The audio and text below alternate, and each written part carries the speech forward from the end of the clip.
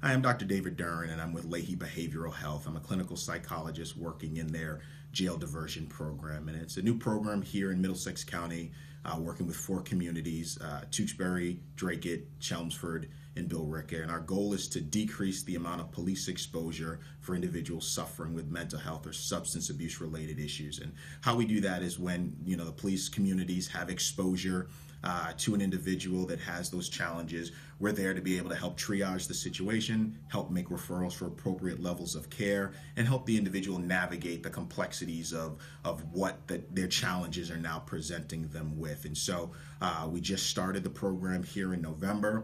Couldn't be more pleased with the interaction in the communities. Significant help from our local police departments, and we're finding that it's a tremendous need, but all parties are working together to really make it a successful endeavor for the people that we're trying to serve. And could you maybe talk a little bit about the impact that this relationship is having so far in terms of referrals and the number of people who have entered treatment programs as a result? Sure, we've had some significant referrals that are made. Since November, we've had about 67 to 68 individuals that have come through the program that we've been able to make referrals to some detoxes, some inpatient mental health treatment programs. Some have been referred to our outpatient program where they're in an intensive outpatient program. And some are still in the process of determining what kind of help they actually want or need. And part of our goal is to not only help make the appropriate referral, but it's also to educate the individual, the families, and also the communities on what an appropriate referral looks like, how we can get the individual into the best treatment options for them while decreasing those barriers to treatment and providing a platform for the individual to build that bridge from who they are to who they want to be. What's the overall impact that you hope this will have?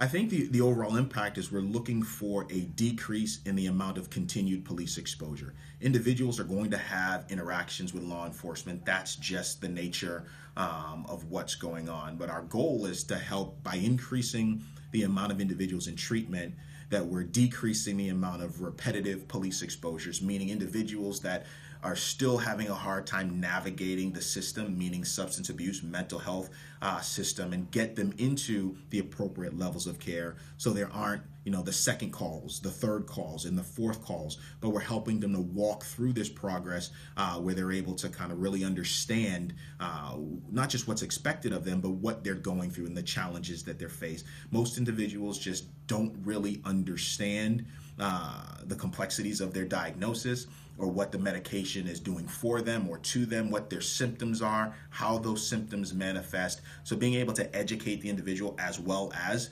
making the referral for treatment is a huge part of the program as well.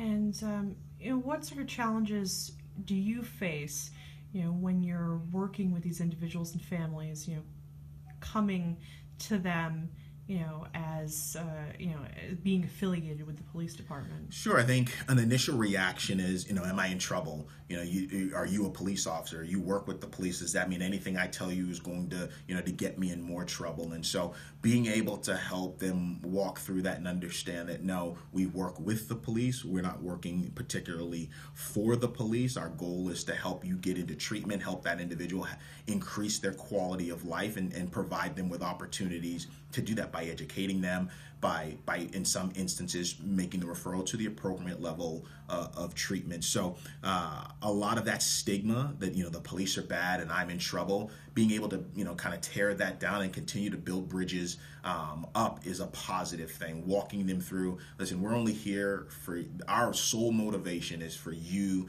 to have a quality of life that we know you want and we know that you deserve. And how do we get you there? How do we help you walk through this progress? How do we help you navigate the complexities of your challenges successfully so that you're increasing your quality of your life? In many cases, there's a lot of fracture within the home and within the families because of the substance abuse issue, or because families don't necessarily understand mental health as a whole. They don't understand why is my son or daughter or individual acting the way that they're acting? So to be able to educate the families as well, so they can decrease situations instead of agitating them because they don't know what to do. So helping them understand that, helping them with de-escalation techniques, helping them to identify what triggers are in their lives and in their homes, only increases the level of education, which then our hope is will decrease the amount of police exposure, which will then ultimately increase the amount of people in our communities that are living successful lives.